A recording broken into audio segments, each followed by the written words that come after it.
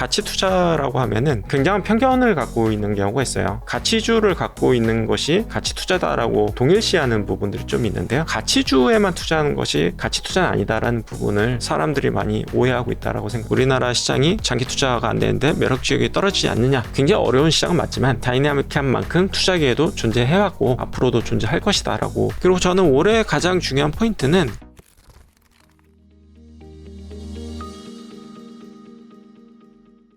우리 그 주식계의 허준 이건규 르네상스 자산운용 대표님이 또 오랜만에 이제 책을 쓰셔가지고 예. 오랜만도 아니죠. 거의 한 2년에 한 번씩은 쓰시는 거 아니에요? 아니죠. 제가 2019년도에 썼던 거 같고요. 예. 4년 지났나요? 3권? 제가 혼자 쓴 거는 두 번째 책이고요. 공저였구나. 예. 근데 공교롭게도 이건규 대표님 쓰신 책은 다 이거 뭐 자주색, 이거 보라색? 네, 보라색인 것 같아요. 제가 사실은 출판사에다가 얘기한 적은 한 번도 없고요. 네. 사실 대부분 잘 모르시는 부분이 네. 그러니까 제목하고 책 표지는 출판사에서 출판사에서. 결정을 해요. 아니 공교롭게도 근데 다 보라색 표지였어가지고 지금까지 쓰신 책들이 네, 다. 그렇죠. 저는 마지막으로 받아봤을 때 되게 만족스러운 것 같아요. 하여튼 네. 이제 보랏빛 남자. 네. 이 책이 제목이 워런 버핏 익스프레스입니다. 익스프레스. 요렇게 지으신 이유가 혹시? 이것도 마찬가지로 제가 지은 게 아니라 출판사에서 이제 제안을 해주셨는데. 근데 이거 가치 투자 워너비를 위한 단기 속성 마스터 클래스. 네. 뭐 약간은 좀 자극적인 부분도 좀 있긴 한데 네. 이게 워렌 버핏을 이제 제목으로 좀 내세울까 말까 사실 고민을 좀 많이 했었어요. 네네네네. 출판사하고도. 왜냐면은 버핏이 굉장히 좀 많이 훌륭한 얘기를 하긴 했지만 네. 이게 이 책은 이제 그 워렌 버핏이 했던 얘기들 중심으로 해서 그러니까 제가 약간은 해석한 내용이거든요. 네. 그러니까 워렌 버핏이 이렇게 얘기를 했고 제 생각은 이렇다. 이래서 이제 얘기했을 것 같다라는 부분이기 때문에 대부분의 설명은 사실은 제가 느끼거나 경험했던 걸 위주로 많이 썼기 때문에 네네. 그래서 이제 워렌 버핏이 얘기했다라기보다는 워렌 버핏이 얘기한 것을 바탕으로 해서 제가 다시 곱씹어서 이제 독자들에게 설명드리는 그런 내용이다라고 봐주시면 될 것 같고요. 어떻게 보면 이제 워런 버핏은 썸네일 역할을 하는 거죠. 예, 그럴 수도 있는데 메인 그 컨텐츠나 이제 이야기는 워렌 버핏의 이야기로 이제 시작을 해요. 그러니까 워렌 버핏이 이렇게 얘기했는데 다른 대가들은 이렇게 얘기했고 내 생각은 이렇다라는 부분이 전반적인 플로우라고 봐주시면 될 것 같고요. 다만 이제 버핏 이야기만 이제 넣기에는 사실 약간의 설명이 부족한 부분도 조금 공백이 있는 부분도 네. 있거든요. 그래서 그런 부분들은 다른 대가들의 이야기를 좀 같이 꺼내서 이제 좀 더 첨언해서 이제 설명을 할 수 있게끔 그렇게 이제 구성을 했습니다. 그리고 보니까 어떻게 보면 이제 약간 한국형 네. 가치 투자 그리고 실전 전략 네. 약간 이제 20년 넘게 네. 이제 주식 투자를 해 오시면서 직접 겪었던 거랑 본인이 터득한 지혜를 네. 나눠주는 것도 있고 또 부록으로 투자 대가들의 명언도 같이 네. 또 수록이 돼 있어서 네. 그래서 저는 볼 게 많은 책입니다. 이게 맨 처음에 이제 책을 써야겠다고 생각했던 게 버핏이 얘기했던 내용들 중에서 제가 되게 마음에 와닿는 문장들 좀 정리를 해봤어요. 근데 이제 정리를 해보니까 결론적으로 어떤 느낌을 받았냐면은, 그러니까 버핏이 책을 쓴 적은 없지만 버핏의 이야기만 다 모아놔도 이게 운용과 관련된 부분들이 다 커버가 되는구나. 네, 그렇죠. 대부분 다 이미 얘기를 했구나라는 부분이었고요. 또 한 가지 부분은 이제 버핏이 투자 관련된 뿐만 아니라 인생과 관련된 부분들도 그러니까 적지 않게 이야기를 했었어요. 네. 그래서 그런 부분들도 삶의 지침이라든지 현명한 투자자가 되기 위해서는 이론적인 것뿐만 아니라 약간 현실적인 세계에서 뭐 생활적인 부분이나 마인드적인 부분도 되게 중요하겠다라는 생각이 좀 들어서 전반적으로 구성이 되었고요. 그래서 투자 관련된 부분이 한 80% 그리고 어떤 인생이나 지혜 관련된 부분이 한 20% 이렇게 구성되어 있다고 봐주시면 될 것 같아요. 좀 몇 가지 좀 추려서 이야기를 좀 해봤으면 좋겠는데 이 네. 책을 통해서 좀 강조하고자 하는 내용 네. 어떤 것부터 좀 들어보면 좋을까요? 첫 번째는 이제 좀 장기 투자라는 얘기들을 많이 하잖아요. 장기 투자. 네, 그래서 이제 그 부분에 대해서 조금 언급을 하고 네. 싶은데요. 이게 르네상스 테크놀로지의 제임스 사이먼스 회장이란 분이 예. 엄청난 수익을 거뒀던 걸로 좀 유명해요. 거기는 뭔가 그 알고리즘 같은 네, 거 짜서 맞습니다. 네, 그분이 20년 동안 이제 66%의 수익을 냈거든요. 연평균. 연평균 66%요. 네, 매년. 근데 이제 버핏 같은 경우에는 뭐 아시다시피 15에서 20% 정도씩 매년 이제 수익을 거뒀는데요. 근데 결론적으로 이야기를 하면은 제임스 사이먼스 회장보다 버핏이 한 5배 정도 자산이 더 많아요. 그러니까 수익률은 한 3분의 1 정도 수준이었지만 이게 자산이 거의 한 4배, 5배 정도 많은 이유는 결론적으로 얘기 드리면은 일찍 투자를 시작을 했고 그리고 이제 장수를 했기 때문에 그러니까 오랜 기간 투자를 했던 거죠. 그러니까 그 장기 투자라는 개념이 기본적으로 어떤 종목을 오래 갖고 있는 이게 아니라 네, 그렇죠. 오랜 기간, 이제 시장에 오랫동안 이제 오래 머물러 있고 이제 주식 투자를 했다라는 부분이고 그래서 이제 제임스 사이먼스 회장 같은 경우는 20년 정도 투자를 했고요. 이제 버핏 같은 경우에는 11살에 투자를 시작해가지고 지금 92세까지 이제 투자를 지속하고 있기 때문에 거의 한 60년 정도 투자했다 이렇게 봐야 될 것 같고요. 그래서 오랫동안 투자를 하는 게 가장 중요하다. 네. 이건기 대표님도 앞으로 저도 50년 목표가 이제 오랫동안 투자하는 게 목표이고요. 그래서 우리나라에도 이제 어떻게 보면 좀 더 나이가 들어서도 그런 이제 해안을 같이 이제 공유해주거나 이제 정말 뭐 30년, 40년, 50년 가는 펀드 매니저들이 거의 전무한 게 사실이거든요. 특히 이제 제도권에서는 그렇죠. 네, 맞습니다. 그래서 저는 되게 오랫동안 시장에 머물러 있고 무약 하나만 이제 제 생각을 조금 더 이제 공유해드리고 이제 나눌 수 있으면은 되게 좋을 것 같아요. 30년, 40년 후에도 이제 주식계 허준 선생님 모셔가지고 와이스트리트에서 같이 하고 있어야죠. 그러면 저는 되게 그런 거 되게 꿈꾸거든요. 예, 그래서 멋있을 것 같아요. 저는 그게 되게 멋있는 것 같아요. 맞아요. 그러니까 정말 60대, 70대 돼서도 본인의 이제 계속해서 근데 전제 조건이 있겠죠. 끊임없이 노력을 해서 뒤처지면 안 될 것 같아요. 예. 그렇지 않으면은 이제 사실 이제 이야기할 수 있는 부분이 없지만 그게 이제 유지가 된다라는 조건이 돼야지만이 이제 충분한 인사이트를 줄 수 있을 것 같기는 해요. 30년, 40년 뒤에는 무슨 세대라고 부를지는 모르겠지만 그 당시에 뭐 MZ세대나 젊은 세대들하고 또 말이 통해야 되고 그때는 여러분 좀 이해를 해 주십시오. 한 40년 후에 저희가 이러고 앉아서 이렇게 배기만해져서 얘기를 하고 있어도 이해를 해 주실 거라고 나올 수 믿습니다. 있다는 것만으로도 굉장히 좀 좋은 일이 되겠죠. 그런 꿈을 꿔야죠. 그래서 오랫동안 해야 된다라는 거. 근데 이 책에도 보면은 많은 분들한테 그런 타이밍 관련된 질문을 받으신다고. 실제로 많은 분들 만나보면 그런 것부터 많이 물어보죠. 대부분 정말 많은 질문이 지금 들어가도 되는 시기인가요? 이제 언제 나와야 돼요? 엑시트에 해당이 되겠죠. 근데 이제 저는 이제 장기 투자를 이제 본보기로 정말 보여준 것이 워렌 버핏이라고 생각을 하고 특히나 이제 워렌 버핏 같은 경우에는 이제 My holding period is forever라는 말을 할 정도로 주식은 그냥 영구적으로 보유하는 거지 언제 타이밍을 재서 사거나 팔거나 이렇게 하는 것이 아니다라고 이야기를 하거든요. 마찬가지로 저는 주식은 항상 보유하는 거라고 생각을 하고 있기 때문에 언제 사야 돼요, 언제 팔아야 돼요라고 이제 질문 주신다고 하면은 답변하기가 되게 곤란한 것 같아요. 제가 생각하는 이제 주식을 갖고 가지 않아야 되는 시기는 딱 한 가지 경우밖에 없다고 생각하거든요. 어떤 경우냐면은 더 이상 주식시장이 이제 버블이 많고 너무 이제 자사의 버블을 껴서 더 이상 사고 싶은 주식이 없을 때가 이제 주식을 팔아야 되는 시기다라고 생각을 하는데 그런 시기가 사실 거의 없는 것 같아요, 사실은. 근데 책에도 보니까 그러니까 많은 분들이 그런 이야기를 하잖아요. 버블이 끼었을 때 정말 주식들이 다 비싸게 느껴질 때는 쉬어야 될 때다. 근데 책으로 쓰신 것처럼 그런 시기는 사실 거의 없었고 그렇죠. 시장이 많이 불타오를 때도 싼 주식은 있었죠. 다만 이제 비중 조절은 좀 될 수 있을 것 같긴 해요.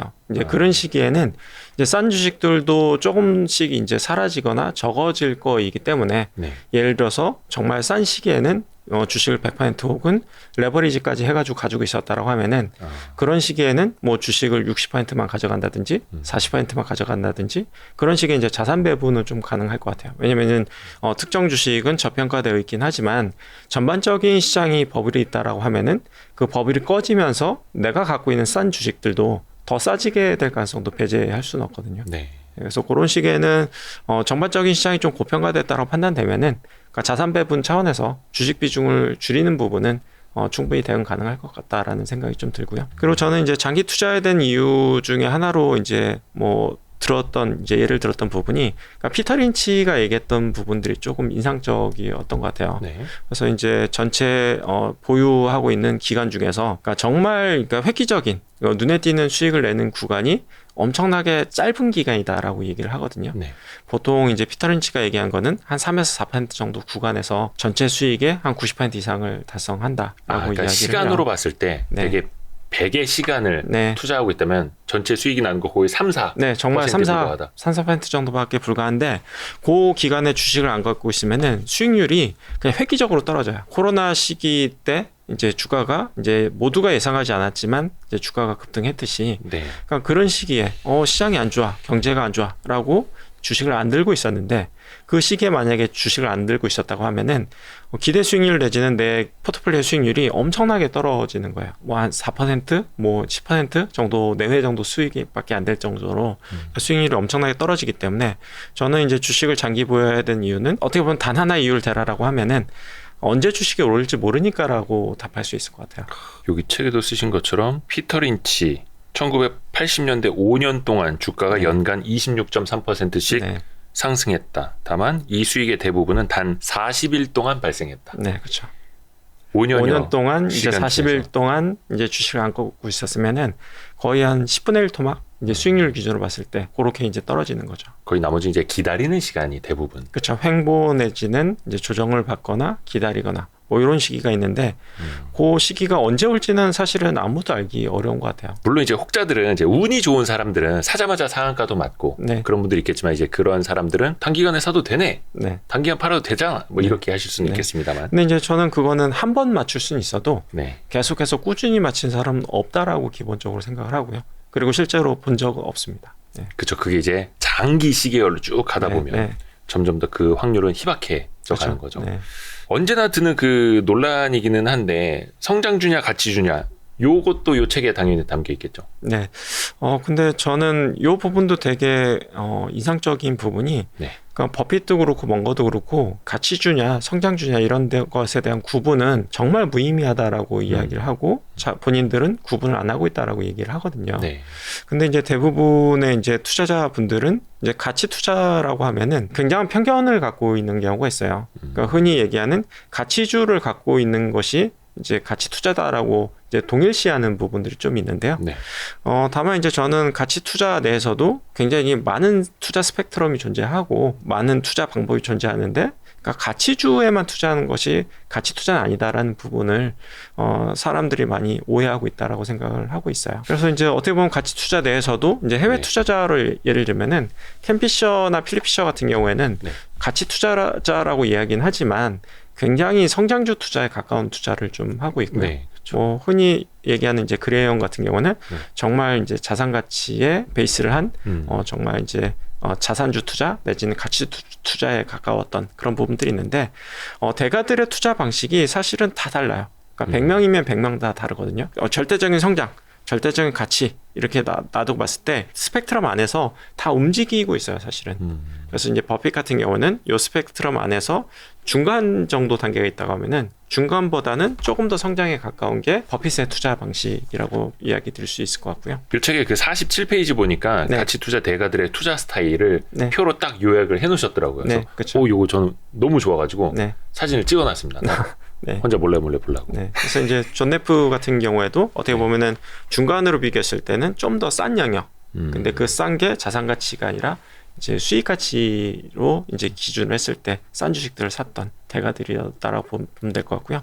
근데 가치 투자자마다 이 스펙트럼이 다 다른데 그 투자자들의 공통점은 다 대가를 이루었다. 한 가지의 투자 방식에서. 근데 이 스펙트럼 안에서 내가 여기에 속해 있느냐, 여기에 속해 있나라는 부분은 본인 스타일에 맞느냐를 선택하기 나름이라고 저는 생각을 해요. 그래서 절대적으로 옳은 투자 방식은 없다. 다만 자신만의 투자 철학이나 투자 방법 같은 경우에는 확고하게 자리를 잡고 그걸 발전시켜 나가는 부분이 굉장히 좀 중요하다라고 말씀드릴 수 있을 것 같고요. 가치 투자를 하더라도 자신만의 가치 투자 틀이 있으면 되는 거고. 네, 그렇죠. 그래서 그 틀만 이제 성장시키고 발전시켜 나갈 수 있다고 하면은 다른 투자 방식에 대해서 논란을 할 필요도 없고 이야기할 필요도 없고 그냥 그 부분을 계속해서 추구해 나가면 되는 거죠. 너는 왜 그런 투자를 하니? 나는 이런 스타일인데 저 사람은 뭐 어떤 스타일이 그럴 필요조차 없다라는 거죠. 사실. 아예 없죠. 그리고 이게 가치주에 투자하냐 성장주에 투자하냐 이런 부분에 대해서도 사실은 굉장히 불필요한 논쟁인 부분이고 그리고 이제 가치주냐 성장주냐라는 부분의 구분도 너무너무 모호해요. 예를 들어서 삼성전자가 가치주냐 성장주냐라고 물어본다고 하면 성장주 관점에서 봤을 때는 뭐 향후에 뭐 자동차용 반도체라든지 M&A라든지 뭐 새로운 것들 사업을 좀 붙여가면서 로봇이라든지 그런 부분들을 붙여가면서 성장할 수 있기 때문에 성장주다라고 이야기할 수도 있겠지만 현재 이제 낮아진 주가 레벨이라든지 이제 보유 자산이라든지 배당 정책이라든지 이런 부분들을 감안했을 때는 가치주라고 해도 전혀 손색이 없는 위치에 있다라고 저는 생각을 하거든요. 네.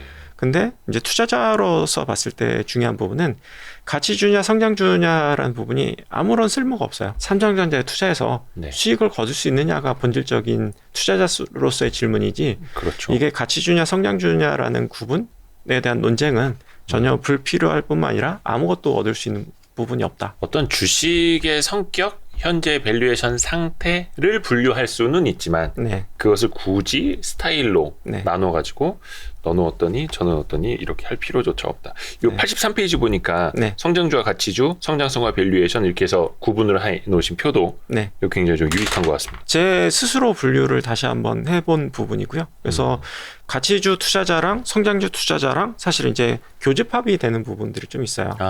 왜냐면 이제 흔히 얘기하는 이제 가프 투자라는 주식 유형 같은 경우에는 성장주이면서도 밸류에이션이 굉장히 좀 합리적인 수준이기 때문에 네. 가치 투자자들도 이제 성장을 추구하는 투자자들 같은 경우에는 굉장히 좀 좋아할 수 있는 카테고리에 해당이 되거든요. 그리고 이제 조금 다른 영역에서 말씀드리면은 그러니까 수익 가치에 비해서 굉장히 좀 저평가된 주식들이 있어요. 이제 그런 주식들은 인기 주식은 아니긴 하지만 그러니까 성장주 투자하는 이제 투자자들 같은 경우에도 굉장히 좀 관심을 가질 수 있는 영역인 거죠. 왜냐면은 이익 성장이 나오는데 싼 주식이기 네. 때문에. 근데 당연히 이제 가치 투자자들 같은 경우에는 수익 가치 대비해서 이제 싸고 이익이 성장하기 때문에 당연히 뭐 좋아할 수밖에 없는 주식이기 때문에 이런 영역들 같은 경우에는 가치주를 좋아하느냐 성장주를 좋아하느냐 이런 거와 관계없이 다 좋아할 수 있는 영역이다.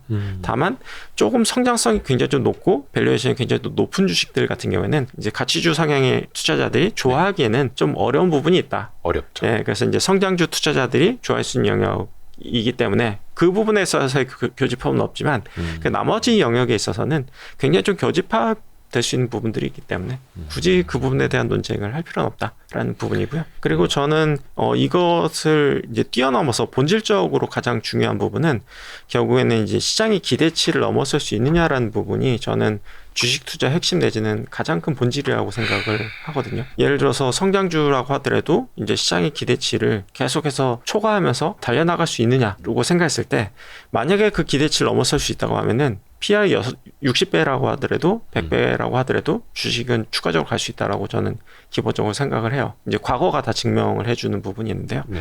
예를 들어서 이제 카카오 같은 경우에도 굉장히 시장에서 좀 인기가 많을 때, 그 시기에 특성을 살펴보면은 PR이 60배 정도 수준으로 굉장히 좀 높았지만. 네.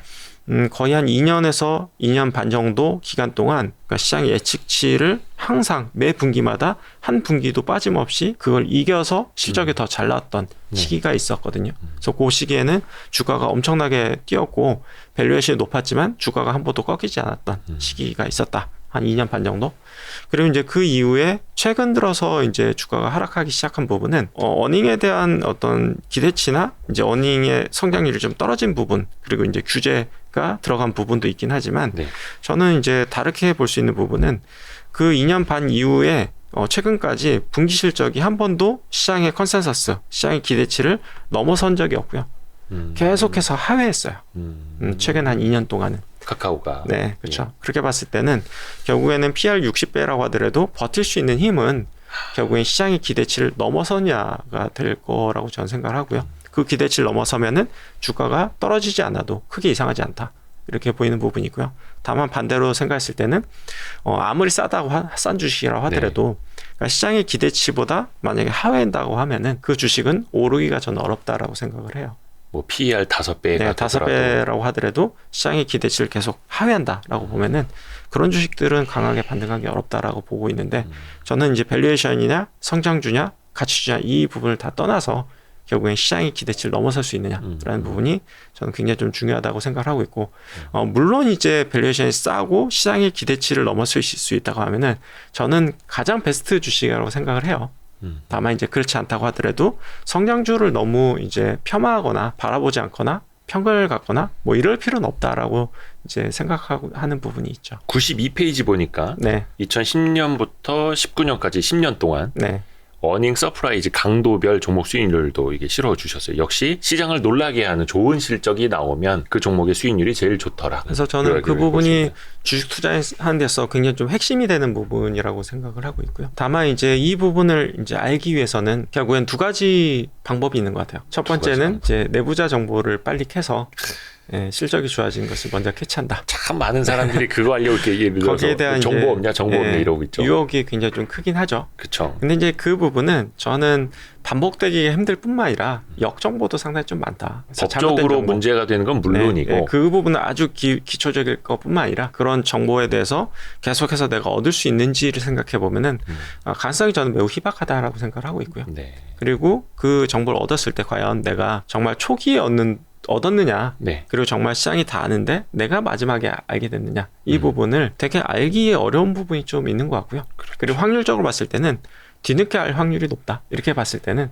그 내부자 정보를 보고 투자할 필요는 없지 않을까, 가능성이 많이 떨어지지 않을까라고 생각을 하고요. 또 한 가지 방법은 결국엔 내가 공개된 정보를 굉장히 열심히 수집하고 공부를 해서 시장에서 아직 바라보고 있지 않지만 내가 생각했을 때는 매우 높은 확률로 실적이 좋아질 가능성이 높다라는 부분을 먼저 캐치할 수 있다고 하면은 그 부분은 매우 합법적일 뿐만 아니라 반복적으로 할 수 있는 투자 방법이다라고 생각하고 있기 때문에 저는 주식 투자의 핵심은 결국에는 그 부분이 될 수 있다. 그래서 평소에 이건규 대표님이 많이 강조하시는 게 정보 우위에 서려고 하지 마라. 네. 지식 우위에 서려고 네, 노력하라라는 그렇죠. 말씀이시잖아요. 그렇죠. 근데 여기서 이제 많은 분들이 그런 의문을 갖고 계세요. 그러니까 주식 초고수들은 네. 실적 추정을 다 이제 계산기처럼 정확히 하실 수 있을까라는 거 하나랑 네. 정말 공개되어 있는 정보만 모아서 실적을 대략 유추할 수는 있겠지만 네. 어닝 서프라이즈까지 나는 종목까지도 우리가 가서 미리 사놓을 수 있을 것이냐. 이게 되게 현실적인 고민이잖아요. 근데 저는 그게 저희도 항상 맞추진 않아요. 네. 그러니까 맞추려고 노력할 뿐이지, 그리고 정확하게 맞추면은 누가 되든지 다 떼부자가 될 거예요. 현실적으로 그렇지 않다라는 네. 부분은 그건 인정하고 그만큼 일단. 이제 맞추기가 만만치는 않다라고 보는 게 기본적으로 맞긴 하고요. 네. 다만 이제 그 부분을 근사치라고 하더라도 이제 근사치가 굉장히 좀 중요하거든요. 정확한 수치를 맞출 필요는 없어요. 그래서 이제 근사치를 맞출 수 있느냐라는 부분이 중요할 것 같고요. 또 한 가지 부분은 주가라는 부분하고 같이 연동돼서 좀 봐야 될 것 같긴 해요. 내가 이제 실적이 엄청나게 좋아질 거로 생각되는 기업이 있는데 주가가 별로 오른 부분이 없다라고 생각하면은 네. 결국에는 시장에서 이 부분을 미처 인지 못하고 있구나라고 생각을 해도 크게 이제 틀리진 않을 것 같긴 하고요. 다만 내가 이제 실적이 엄청나게 좋아질 거로 생각했는데 주가도 이미 많이 올랐네? 라고 생각하면은 그 부분이 일정 부분은 반영됐을 확률이 높겠구나, 네. 이렇게 생각을 할 수가 있을 것 같아요. 그래서 예측치라는 부분하고 주가라는 부분하고 동시에 바라보게 된다고 하면은 조금 더 그 확률을 높일 수 있지 않을까라는 생각은 좀 드는 것 같아요. 첫 번째, 공개 정보 내에서 네. 투자를 해서 수익을 낼 수 있는 방법. 첫 번째는 근사치라도 맞추려는 네. 노력을 하는 게 중요하고, 두 번째는 어떻게 보면은 약간 시장의 비효율성이 발생을 했을 때 그때 싸게 살 수 있는 그런 방식으로 생각을 하면 될 것 같네요. 요 책에 그 쓰신 내용 몇 가지만 조금 더 여쭤보고 싶은데 아까 이제 장기 투자 그거 말씀해 주셔가지고 그때 사실은 좀 질문을 했어야 되는데 라이프 사이클을 말하는 그런 장기 투자 말고 특정 종목을 보유하는 시간에 따른 장기 투자. 사실 여기도 그러면 이제 구분을 둘 필요 없다라고 대표님은 생각하실까요? 장기 투자라는 부분이 그 추구하는 방향은 맞지만 그러니까 절대선이 돼서는 안 된다라고 생각을 하고요. 그러니까 오랫동안 보유하는 장기 투자가. 그렇죠. 그래서 특히나 이제 종목에 대해서 말씀드리는 부분인데, 예를 들어서 이제 삼성전자를 장기 투자하는 게 좋습니까라고 물어본다고 하면은 저는 잘 모르겠어요라고 답할 것 같아요. 왜냐하면 이제 장기적인 성장성에 대해서는 저도 매우 공감을 하는 부분이 있지만 단기적으로 봤을 때는 반도체 업황에 따라서 업앤다운이 있을 수밖에 없거든요. 그리고 저는 삼성전자를 바라보는 관점이 시크릿컬 기업으로 기본적으로 생각을 하고 있기 때문에 경기 민감. 왜냐하면 이제 반도체라는 수요 자체는 장기적으로 성장하는 게 맞지만 단기적으로는 이제 재고라든지 업황이라든지 수요라든지 그리고 공급이라든지 이런 다양한 요소들에 의해서 좋아지기도 하고 나빠지기도 하거든요. 그렇게 봤을 때는 삼성전자를 장기 투자해야 됩니까? 라고 물어보면은 장기 투자해도 나쁠 것 같진 않아요. 다만 단기적으로 봤을 때는 업앤다운이 있으니 그 부분은 감안해서 투자해야 될 것 같습니다라고 얘기할 것 같고요. 세부적으로 보면 조금 달라지네요. 네, 그 종목별로 많이 다를 것 같아요. 만약에 버핏 같은 경우는 애플의 어떤 장기적인 성장성뿐만 아니라 프랜차이즈 밸류 깨지지 않는 이제 마켓셰어라든지 독점력이라든지 네. 소비자의 구속력이라든지 이런 부분들을 감안해서 저는 장기 보유하고 있다고 생각하거든요. 근데 이제 국내에는 이제 그런 기업들이 많지는 않다 보니. 그러니까 브랜드력이 그만큼의 앞설 수 있는 브랜드력을 갖고 있는 회사가 많지는 않다 보니 개별 기업을 예를 들어서 10년 장기 보유했냐 할 수 있는 기업이 있냐라고 얘기를 물어본다고 하면은 저는 좀 어렵다에 가까운 것 같아요. 10년이 지나도 네. 이 기업의 브랜드나 어떤 기업의 경쟁력이 유지될 수 있느냐라고 물어본다고 하면은 거기에 대해서 확신을 갖기가 쉽진 않다 보니 현실적으로 봤을 때는 저는 한 1년에서 3년 정도 기간으로 이제 살펴보면서 이 기간 동안 내가 생각했던 프랜차이즈 밸류가 기업의 어떤 핵심 경쟁력이 유지되고 있느냐라는 부분은 계속해서 팔로우업을 해야 되는 거죠. 그래서 이제 이 기업이 이제 내가 생각했던 경쟁력을 계속 유지한다. 1년이 지나도 3년이 지나도 유지된다라고 하면은 계속해서 장기 보유가 가능한 거고요. 만약에 중간에 탈락이 된 요소가 발생한다라고 하면은 과감하게 파는 게 맞다. 기본적으로 그렇게 생각합니다. 그냥 묻어놓고 쭉 가는 뭐 네. 국자가 말하는 이제 수면제를 먹어라 뭐 네. 이런 것처럼 그게 아니라 네. 경기 민감에 따라서 이렇게 순환 네. 업종이나 기업의 경쟁력에 따라서 그 부분은 달라져야 된다. 근데 다만 그게 애플 정도 되는 회사다 네. 하면은 사실은 그냥 쭉 가도 되는 거고 네, 상황에 따라서 달리봐야 된다.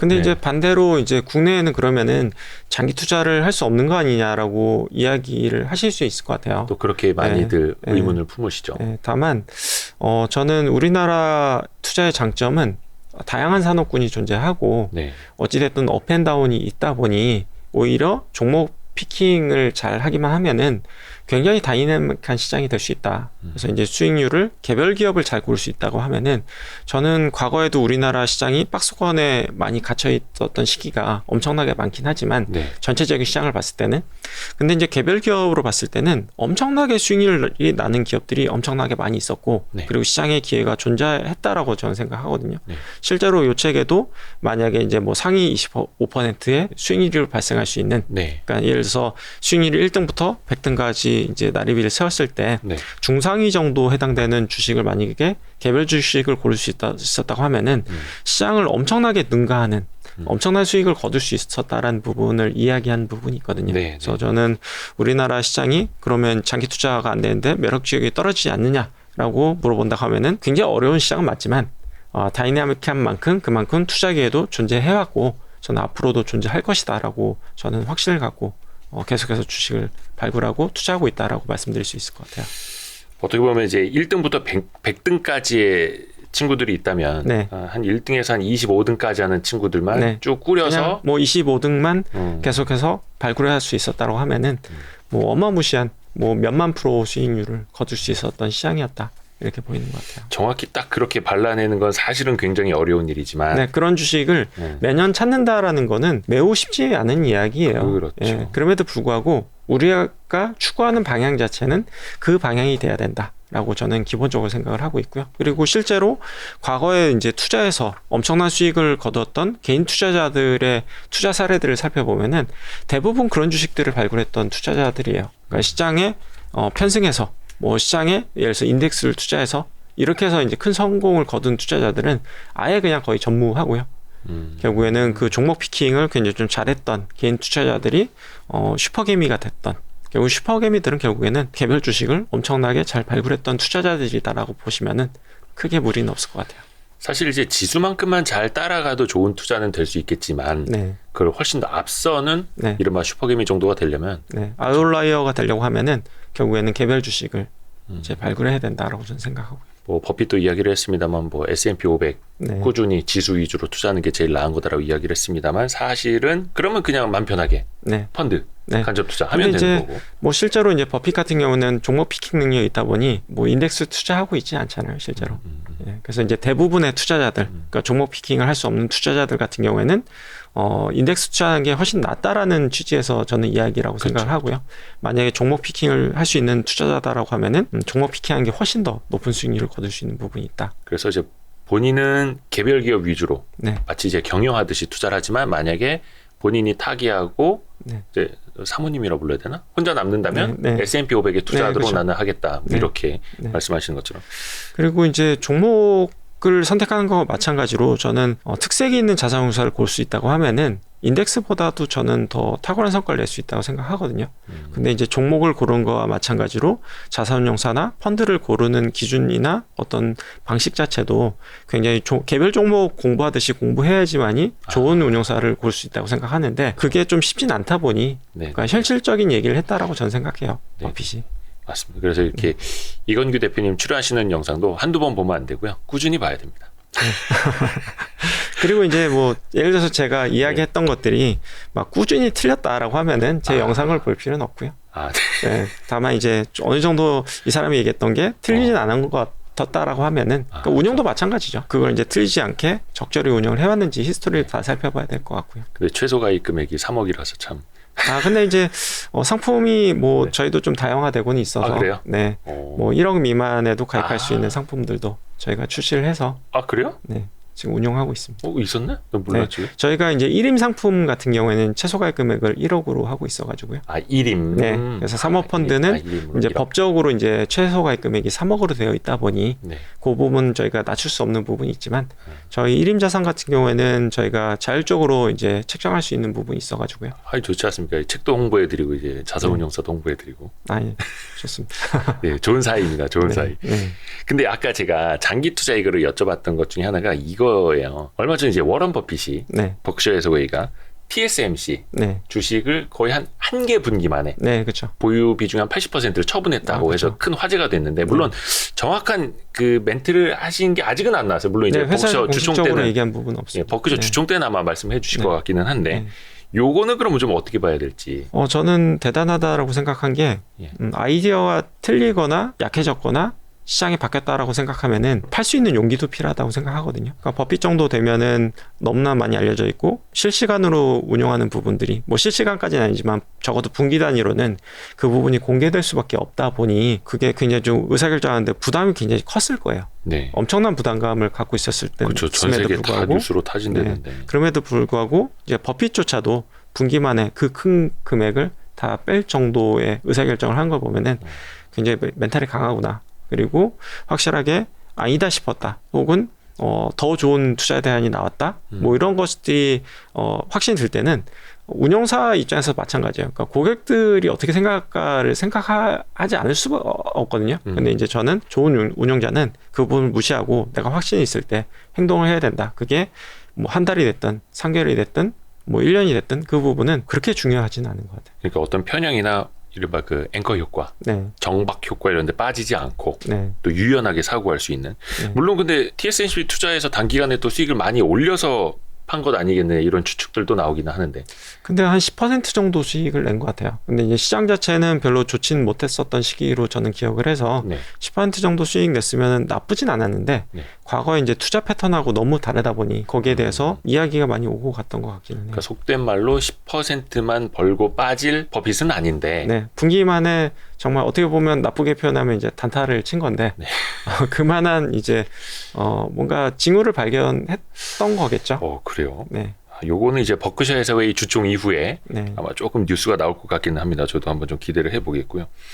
요 책에서 안전마진에 대한 이제 개념을 좀 설명해 주셨는데 안전마진에 대한 해석도 조금 이제 새롭게 해주신 면이 있어서 요걸 좀 한번 좀 질문을 드려보려고 해요. 우선은 안전마진을 모르시는 분들도 계실 수 있으니까 우선 좀 설명부터 좀 부탁드릴게요. 굉장히 좀 쉽지는 않은데요. 원래 이제 본인이 이제 생각하는 본질 가치가 이만큼이 있다, 100이라고 생각했을 때 만약에 이 기업의 주가가 60이다라고 하면은 그만큼 저평가되어 있고 그 가치에 대해서 저평가되어 있기 때문에 투자 매력이 있을 뿐만 아니라 이 주식이 하락할 가능성이 낮다라고 판단했을 때는 그 40에 해당되는 부분을 안전마진이라고 생각할 수가 있을 것 같아요.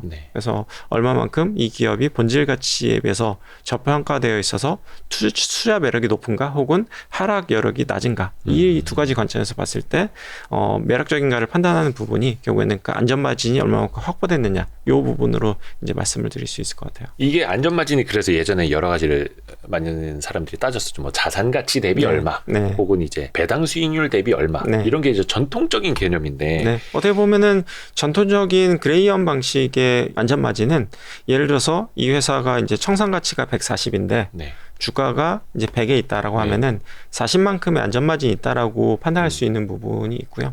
근데 이제 버핏 같은 경우에는 안전마진을 조금 더 이제 기업의 핵심 경쟁력에서 좀 찾는 부분이 있거든요. 그래서 이 기업의 이제 핵심 경쟁력이 계속해서 유지될 수 있느냐라는 관점에서 봤을 때, 그러니까 자산 가치 관점에서 얘기한 부분은 거의 없어요. 버핏 같은 경우에는. 그래서 흔히 얘기하는, 아까도 뭐 계속해서 강조해서 말씀드리는 이제 프랜차이즈 밸류가 계속 유지가 되고 있느냐. 그래서 이 기업의 어떻게 보면 핵심 경쟁력 내지는 이 기업이 매출이 발생하는 이유, 혹은 이 기업이 계속해서 영속적으로 갈 수 있는 이유는 결국에는 그 회사의 핵심 제품 내지는 서비스의 경쟁력이 유지될 수 있느냐라는 부분이 핵심이라고 좀 보이는 부분이 있거든요. 그래서 그 부분이 유지된다고 하면은 결국에는 버핏이 판단하는 부분은 이 기업은 투자할 만하다, 그리고 팔 이유가 없다, 안전마진이 충분히 확보됐다라고 이야기할 수 있는 부분이 있는 것 같아요. 현대의 투자자는 자산 가치보다 수익 가치에서 안전마진을 찾는다. 이것도 이제 시대의 흐름에 맞게 안전마진도 판단을 해야 된다. 그렇죠. 좋은 말씀입니다. 그리고 이제 그레이엄이 이제 안전마진이라는 개념을 갖고 나왔을 때는 이제 대공황 시기였거든요. 그래서 엄청나게 자산이 깨지고 있었고, 확실히 깨지지 않는 자산을 갖고 있지 않으면 주식이 엄청나게 휴지조각이 됐던 부분을 경험을 하다 보니 그때 나왔던 안전마진의 개념은 이제 자산 가치에 좀 더 초점이 맞춰졌던 부분이고요. 근데 지금은 이제 자산 가치의 단점은 뭐냐면은 시간이 지날수록 ROE가 오히려 떨어져요. 예를 들어서 내가 100을 투자했을 때 얼마를 벌 수 있느냐라는 개념이 ROE이잖아요. 그래서 이제 자본 가치 대비했을 때 수익을 얼마만큼 내느냐라는 부분이 ROE에 해당되는 부분인데, 예를 들어서 ROE가 4%다라고 하면은 만약에 이제 주식에 투자한다고 하면은 기대 수익률이 확 떨어질 수밖에 없는 부분이 있을 것 같아요.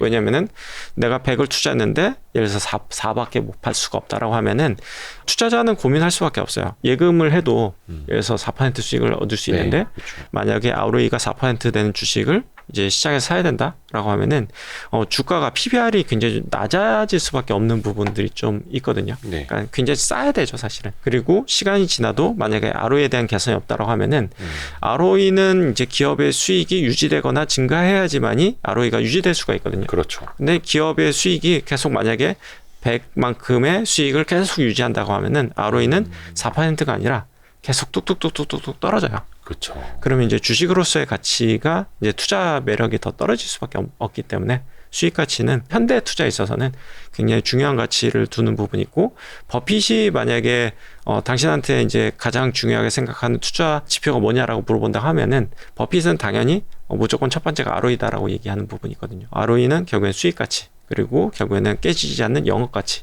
해당되는 부분이 있기 때문에 거기에 대해서 많이 가중치를 둘 수밖에 없고, 시장은 많이 그렇게 흘러왔다라고 이제 해석을 해주시면 될 것 같아요. 그러니까 요 책에도 보면은 그렇다면 안전마진이 높은 수익을 보장해 줄까라는 이제 의문을 이제 스스로 써주셨는데 거기에 대한 답도 확실히 좀 되겠네요. 그래서 저는 안전마진도 중요하지만 이제 자산 가치도 중요하지만 결국에는 이런 기업들이 그러니까 주가 오르려고 하면은 플러스 알파가 있어야 된다. 그 부분은 결국엔 이제 촉매라고 흔히 얘기하는 부분이긴 한데, 촉매는 어디서 나오냐를 보면은 저는 단 한 가지, 결국에는 이익의 증가, 이익의 증가 폭이 중요하다. 그래서 그 이익의 증가 폭이라는 부분은 뭐 다양한 부분에서 나타날 수 있을 것 같아요. 뭐 M&A가 될 수도 있고 신사업이 될 수도 있고, 혹은 이제 전통 산업에 있는데 그 산업의 구조조정으로 인해서 살아남은 소수가 됐을 때도 누릴 수 있는 부분이 있거든요. 그래서 그런 부분들을 굉장히 좀 많이 찾아서 투자를 하는 부분이 좋다라고 생각하는 부분이 있고요. 그 가장 좋은 촉매제는 이익의 증가도 아니고 증가폭. 이익의 증가가 중요한데 폭이 높을수록 좋다. 그게 또 모멘텀을 주기도 하고, 사실은 이제 그것을 찾아서 떠나는 게 투자의 여정인데 어떻게 보면 그 여정에서 변수로 나타나는 것들, 뉴스 같은 것들, 소문 같은 것들, 그게 또 이익의 증가폭을 추정하도록 만드는 재료들이다 보니까 거기에 따라서 이제 또 변동성이라는 게 또 생기기도 하고. 근데 저희가 이제 만약에 핵심 아이디어를 딱 정한 게 되게 중요한 것 같아요. 기업의 주가를 움직일 수 있는 변수가 예를 들어서 100개다. 근데 그 중에서도 가장 중요한 변수를 추려서 예를 들어서 4개, 5개로 추리는 부분이 투자자로서 가장 핵심적인 경쟁력이라고 저는 생각하거든요. 나머지 뭐 95개, 96개 변수에 대해서는 뉴스가 나온다고 하더라도 필터링해서 버릴 줄 알아야 돼요. 왜냐하면 이제 사람들은 대부분이 최근 뉴스에 좀 더 민감하게 반응하고 커 보이고 이제 핵심 변수가 아닌데 휘둘릴 가능성이 굉장히 좀 높거든요. 걸러내려고 하면은 결국에는 핵심적인 아이디어가 뭐냐, 핵심적인 변수가 뭐냐라는 부분을 꽉 잡고 있어야 될 것 같아요. 그래야지만이 그 약간은 좀 마이너하게 나온 뉴스에 굉장히 좀 휘둘리거나 이제 흔들릴 수 있는 부분이 있거든요. 그래서 소음을 걸러낼 수 있는 방법은 결국에는 그 핵심 경쟁력을 파악하고 그걸 이제 꽉 잡고 가야 된다. 그리고 거기에 벗어난 뉴스는 소음으로 좀 걸러낼 수 있는 능력이 좀 필요하다. 투자자로서. 그 부분이 저는 중요하다고 생각합니다. 투자의 고수분들은 본인이 특정 기업, 특정 종목에 투자해서 돈을 많이 벌었던 케이스를 이야기할 때 네. 나는 이걸 핵심 아이디어로 봤다. 네. 혹은 스터디에서 새로운 종목 발표할 때도 그래서 핵심 아이디어가 뭐야? 네. 하나로 딱 전곡을 찌르는 케이스들이 있는데 그거 네. 하나가 우직하게 서 있어야 되는. 네, 그게 무조건 있어야죠. 핵심 뉴스가 아닌 걸 버릴 줄 아는. 즉 뭐가 소음인지도 네. 본인 스스로 구분할 줄 알아야 네. 되고. 근데 이제 핵심 팩터를 파악하지 못하면 어떤 게 소음인지도 알 수가 없는 거죠. 걸러낼 수가 없는 거죠. 본인의 중심이 네. 서지 않으면. 네, 그렇죠. 그래서 이게 심리학적으로도 그 최신 효과라고 있지 않습니까? 그래서 네. 내 분명 아이디어가 있었는데 최신의 뉴스 이런 게 나왔어. 그럼 내가 틀렸나? 하면서 이제 던지게 네. 되죠.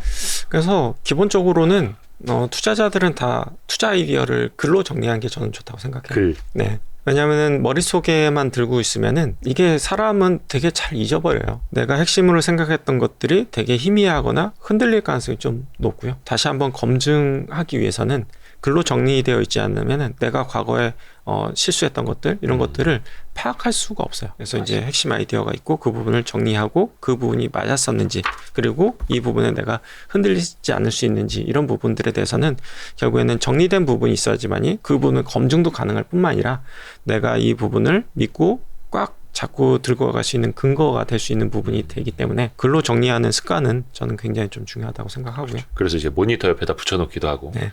그리고 이제 그 부분을 정리하는 것뿐만 아니라 다른 사람들, 투자자들 만났을 때 그거를 말로 풀어보는 것도 되게 중요해요. 그렇죠. 왜냐면 말로 풀어보다 보면은 내가 글로 정리했던 것들, 내 생각이 맞구나라는 부분을 더 강렬하게 이제 검증받는 부분이 스스로 검증할 수 있는 부분이 있고요.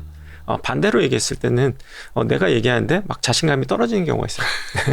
얘기하면서도 이게 아닌가? 눈치를 살펴보게 되고 네. 뭐 그런 경우가 있다고 하면은 좀 공부가 부족하거나 투자자로서의 확신이나 그 핵심 경쟁력이라는 부분을 내가 좀 잘못 짚었구나라고 생각할 수 있는 부분도 있을 것 같아요. 근데 사실은 초보자라도 공부가 많이 되어 있으면 고수보다 훨씬 더 이제 능가할 수 있는 네. 지점이 바로 그거잖아요. 특정 네. 기업에 대해서 깊이 그건 이제 초보자들도 할 수 있는 영역이니까. 네.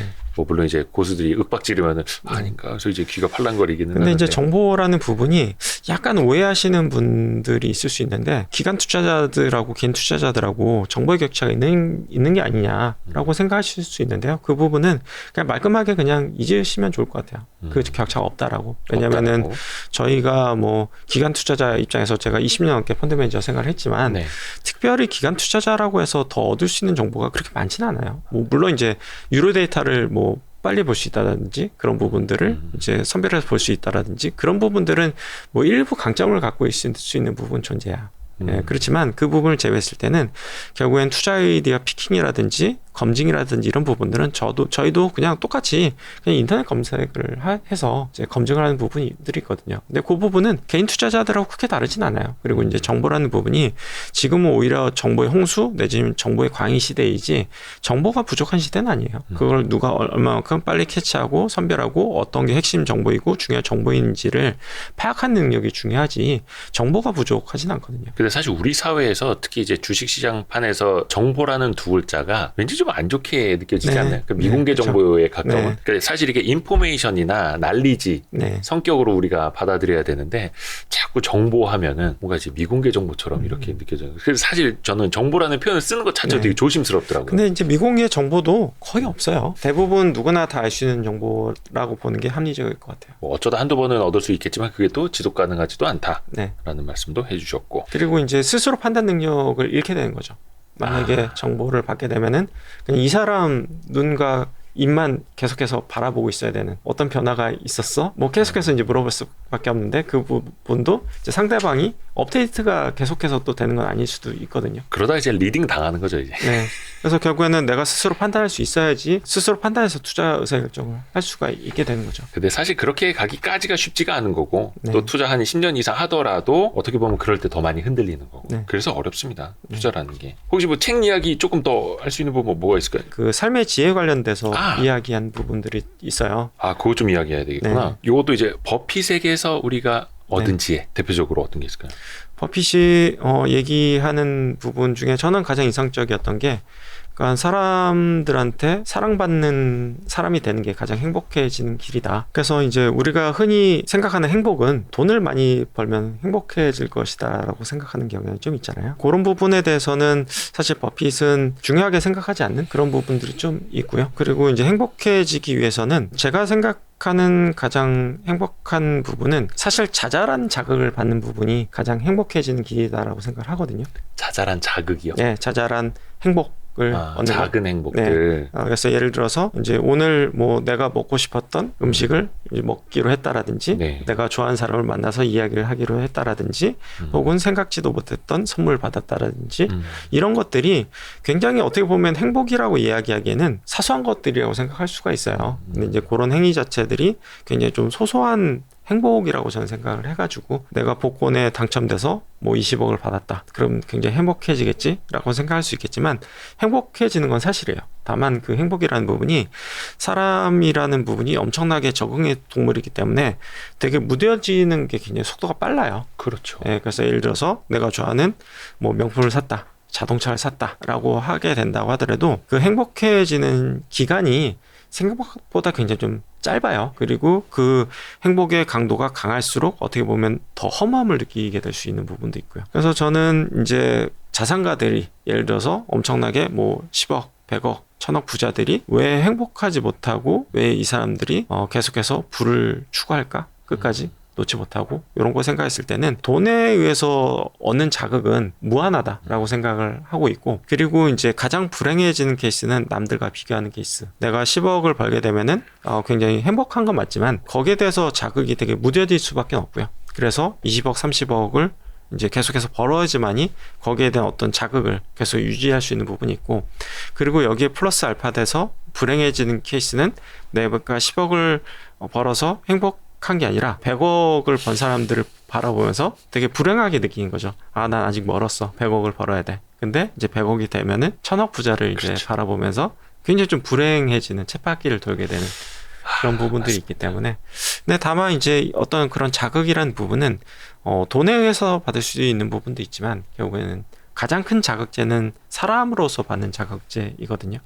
내가 좋은 사람을 만났을 때, 좋은 어떤 인격을 갖고 있는 사람을 만났을 때, 혹은 열심히 사는 사람을 만났을 때, 혹은 굉장한 자부심을 갖고 있는 사람을 만났을 때, 또 다른 자극제가 되어서 나도 바뀔 수 있는 부분이 존재하는 것 같아요. 버핏도 가장 강조하는 부분이 좋은 사람들하고 만나고 좋은 사람들하고 같이 일해라.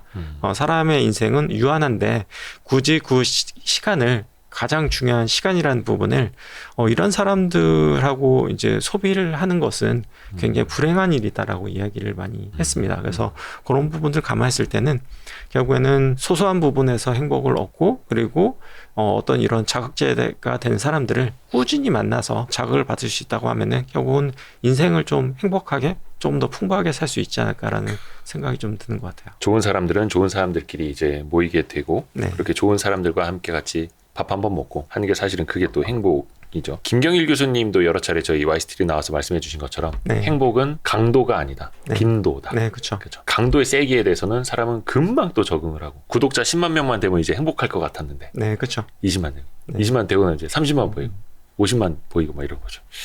그리고 저는 이제 그러니까 소소한 행복 내지는 기쁨을 얻을 수 있는 것 중에 하나가 저는 새로운 것을 배우는 일이라고 생각을 하거든요. 새로운 것을 배우는 네. 일. 소소한 행복을 느끼기 위해서는 저는 겸손함의 유지가 되게 중요하다고 생각해요. 네. 뭐 이건 난 다 알아. 이미 다 이건 내가 다 했어. 이미 다 이뤘어라고 생각하는 순간 더 이상 노력해지지 않거나 오히려 도태될 수 있는 부분들이 존재한다고 생각하거든요. 그리고 네. 사람으로서의 매력도 더 떨어질 수밖에 없다. 이렇게 생각을 하는데 새로운 것들을 배우는 경험은 뭐냐면 내가 다시 한번 내려오는 경험을 하게 되는 거예요. 내가 어떤 분야에 있어서 전문가가 아니라 이 분야에 있어서는 나는 그냥 초보자이고 새로 배운 사람일 뿐이기 때문에 네. 조금 더 낮은 위치에서 다시 한번 뭔가를 해보게 되는 경험을 하는 것들이 저는 이제 교육, 새로운 것을 배우는 일이라고 생각을 하거든요. 그래서 이제 그런 것들이 새로 배우는 것에 대한 재미를 얻을 뿐만 아니라 스스로 다시 돌아보고 이제 겸손해지고 새로운 사람들을 만날 수 있는 계기가 될 수 있기 때문에 저는 나이가 들수록 새로운 것들을 계속 배워야 된다고 생각합니다. 공통적인 게 뭐냐면 이제 같이 투자하시는 분들, 네. 공부도 많이 하시고 심리학이나 네. 아니면 이제 투자 대가들의 지식뿐만이 아니라 지혜도 많이 배우면서 네. 그런 말씀들을 이제 좋은 말씀들을 많이 해주실 수 있는 것 같아요. 네. 그러니까 사실 행복해지려고 투자하는 건데 그렇죠. 맨날 우리가 이제 돈 하다 보니까 네. 맞습니다. 행복은 멀리 있지 않습니다. 버핏과 먼거도 항상 강조하신 것처럼 부자가 되는 것보다 더 중요한 건 부자로 남는 일이다. 네, 그렇죠. 라고 이야기를 해주셨죠. 자, 이제 부자로 남읍시다. 맥짚을 시간입니다. 네. 짚어볼까요? 우리 허준 선생님하고 네. 벌써 2달 됐죠? 2달 정도 지난 것 같아요. 맞습니다. 네. 그래서 2달에 한 번씩은 이제 맥을 짚어야 됩니다. 네. 1월에 나오셔서도 또 좋은 말씀 해주셔서 너무 감사드리고 네. 시장은 좀 이제 박스권에 갇힌 건지 뭔지 계속 이제 2,400에서 2,400 뭐 후반 이렇게 왔다 갔다 하고 있는데 네. 요 지점에서 제일 중요한 부분은 어디서부터 좀 짚어가야 될까요? 근데 저는 지난 2개월 전에 나와서 말씀드렸던 부분하고 사실은 거의 바뀐 부분이 없어요. 그때 1월의 네. 핵심은 그거였어요. 작년에 안 좋았던 것들이 네네. 좋아질 것 같고 안 좋았던 것들을 사고 그리고 중국에 주목을 해라라는 네네, 부분이었고 중국 그 부분에 대해서는 저는 계속해서 유지를 하고 있기 때문에 네. 큰 틀에서 바뀐 부분은 없고요. 다만 이제 제가 얘기했던 부분이 맞는지에 대해서 꾸준히 그 모니터링을 하고 있는데요. 네. 결론적으로 말씀드리면은 조짐은 분명히 보이고 있다. 그래서 예를 들어서 뭐 중국에도 이제 주택 거래 면적이나 이런 데이터를 보면은 전년 동기 대비했을 때 그래도 바닥 찍고 회복되는 모습들을 좀 보이고 있고요. 중국의 이제 부동산 관련된 뭐 착공 면적이라든지 투자라든지 뭐 이런 부분들도 그러니까 바닥은 찍은 듯한 모습을 좀 보이고 있어요. 다만 이제 주식이라는 부분이 약간은 제가 이제 바닥을 찍었다 좋아진다라고 하는 부분이 오해를 하실 수 있는 부분이 예를 들어서 코로나 때 경제가 엄청나게 생각보다 괜찮았고 그때 좋았던 수치가 100이라고 하면은 지금 현재 내려온 레벨은 지금 한 60 정도 레벨 전반적인 산업적인 현황은 한 60 정도로 내려와 있는 것 같아요. 네. 근데 여기서 100을 넘어서야지 좋다라는 관점이나 바닥의 관점에서 얘기할 수 있는 부분은 아니고요. 주식이라는 부분은 결국에는 100에서 60까지 떨어졌지만 네. 지금 65에서 70 정도로 올라오는 모습이 보이고 있습니다. 라는 부분만 해도 주식으로서는 상당히 의미가 있거나 굉장히 투자할 만한 가치가 있기 때문에 제가 얘기하는 부분들은 이 관점에서 이해를 해주시면 좋을 것 같아요. 왜냐면 이제 주식이라는 부분은 과거에도 주가 추이를 보면은 대부분의 기업들이 그러니까 실적이 안 좋아졌을 때, 그러니까 안 좋아지기 전에 주가가 먼저 빠지고 실적이 엄청나게 좋지는 않지만 어찌됐든 실적이 바닥을 찍었을 때 주가는 저점을 형성하고 반등하는 경향을 보였고 그 바닥을 찍고 반등하는 구간에서 주식 투자 측면에서 가장 재미있었던 그런 경험들을 좀 많이 했거든요. 네. 그래서 저는 현재 그런 시점이다라고 바라보고 있기 때문에 과거에 100에서 100까지 올라서야지 주가가 올 수 있는 건 아니다. 지금 예서 100에서 60이 됐는데 65, 70이 됐을 때는 이코노미스트들은 이걸 굉장히 좀 폄하할 거예요. 이미 경기 침체는 왔고 이미 60에서 65, 70밖에 안 된다. 과거 100이었는데 지금 70밖에 안 된다. 경기 회복될 멀었다. 이런 관점에서 바라볼 수가 있고요. 그렇죠. 다만 주식 투자자 관점에서 봤을 때는 이 변화의 변곡점 내지는 모멘텀 내지는 변화의 폭이 굉장히 좀 저는 중요하다고 생각하고 있기 때문에 60에서 65만 돼도 10% 성장이에요. 그래서 이 변화의 폭을 바라보는 게 굉장히 좀 중요하다고 생각하고 있고 그런 변화의 시점에서 바라볼 수 있는 것들이 징후들은 굉장히 좀 많이 포착이 되고 있다. 아까 얘기했던 중국 부동산 관련된 어떤 데이터들이 약간 바닥을 찍어가는 듯한 모습? 아직 뭐 바닥을 찍고 엄청나게 좋습니다라는 관점이 아니에요. 그러니까 바닥을 찍어가는 듯한 모습 뭐이라든지 혹은 예를 들어서 이제 BDI 지수, 벌크 운임 지수 같은 경우에도 한 500 정도까지 떨어졌다가 1000 정도까지 회복되는데 불과 몇 주 만에 지금 회복을 한 상태이거든요. 근데 과거에는 뭐 몇 천까지 갔을 때도 있어요. 뭐 그런 것들 감안했을 때는 지금 과거 대비했을 때 시향이 안 좋다라고 얘기할 수도 있겠지만 그러니까 바닥 관점에서 봤을 때는 바닥 찍고 반등하는 회복의 조짐이 보이네 라고 말씀드릴 수 있을 것 같고요. 여기에 이제 투영해서 말씀드릴 수 있는 가장 좋은 업종이 저는 화학 업종이라고 생각을 해요. 화학이요? 화학 업종. 왜냐하면은 경기가 좋아졌을 때 가장 어떻게 보면 물밑에서 먼저 좋아질 수 있는 것들이 기초 소재 사업부이거든요. 그렇죠. 그리고 어떻게 보면은 저는 주식 중에서도 선행 지표로 볼 수 있는 지표다라고 생각을 해요. 왜냐하면 그렇죠. 예를 들어서 지금 휴대폰이 잘 팔리고 있는지 안 팔리고 있는지, 가전이 잘 팔리고 있는지 이런 부분들이 눈에 보이거나 손에 잡히는 부분은 없어요. 다만 예를 들어서 가전에 쓰이는 가장 많이 쓰이는 범용 플라스틱 제품이 ABS라는 제품이 있어요. 근데 이제 ABS라는 제품은 이상하게 먼저 이제 그 ABS 시황이 좋아지기 시작하면은 후행적으로 가전 제품의 판매량이 증가하는 것을 나중에 확인할 수가 있어요. 근데 이제 최근에 들려오는 소식이나 뭐 뉴스나 이런 것들을 다 종합해 보면은 유럽에서 이제 가전 소비 판매가 엄청나게 안 팔렸던 게 러시아 우크라이나 전쟁으로 인해서 소비 심리가 위축됐던 부분도 있고 이제 인플레이션으로 인해서 소비가 굉장히 어려웠던 부분 혹은 이제 코로나 때 과잉 소비됐던 부분들이